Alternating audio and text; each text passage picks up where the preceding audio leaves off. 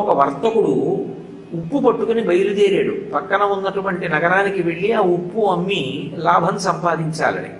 తీరా ఆయన అడవి మార్గంలో వెళుతున్నప్పుడు కుండపోతగా వర్షం పడింది. వర్షం పడిన కారణం చేత ఆయన పక్క ఊరు చేరుకునేటప్పటికీ తీసుకువెడుతున్నటువంటి ఉప్పు బస్తాలలోని ఉప్పంతా కరిగి నీరే కారిపోయింది. అమ్మడానికి ఏం లేదు.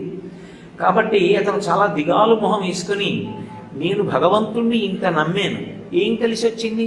వ్యాపారం చేసి ఉప్పు అమ్ముదామని బయలుదేరినటువంటి నాకు ఉప్పు కణిక మిగలకుండా చేశాడు, ఏమి ఈశ్వరుడు అని ఈశ్వరుడి మీద అపనమ్మకంతో తిరిగి వస్తున్నాడు.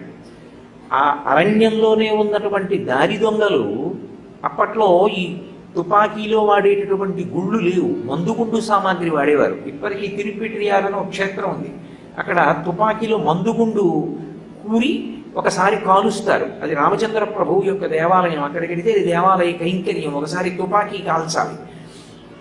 కానీ గుళ్ళు అందులో దట్టించారు, మందుగుండు సామాను దట్టిస్తారు. అలా అడవిలో ఉండేటటువంటి దారి దొంగలు తుపాకీలోకి మందుగుండు సామాగ్రిని దట్టించి పేల్చారు. వర్షం పడితే ఉప్పు కరిగిపోయింది, వర్షం పడితే మందుగుండు సామాగ్రి మాత్రం చెమ్మగిల్లిపోదు, అందుకని అది పేలలేదు. పేలకపోయేటప్పటికీ దొంగలకు భయం వేసింది. ఇప్పుడు మన తుపాకులు పేలట్లేదు కాబట్టి వర్తకులందరూ వచ్చి మన మీద పడి చంపేస్తారేమోనని దొంగలు తుపాకులు విడిచిపెట్టి పారిపోయారు. అప్పుడు ఆ వర్తకుడు అనుకున్నాడు, నేను గత జన్మలలో ఏదో పెద్ద పాపం చేశాను, కానీ ప్రాణాలు నిలబడ్డాయి, ఈ భూమి మీద నీకు ఇంకా ఉప్పు ఉందిరా అంటారు.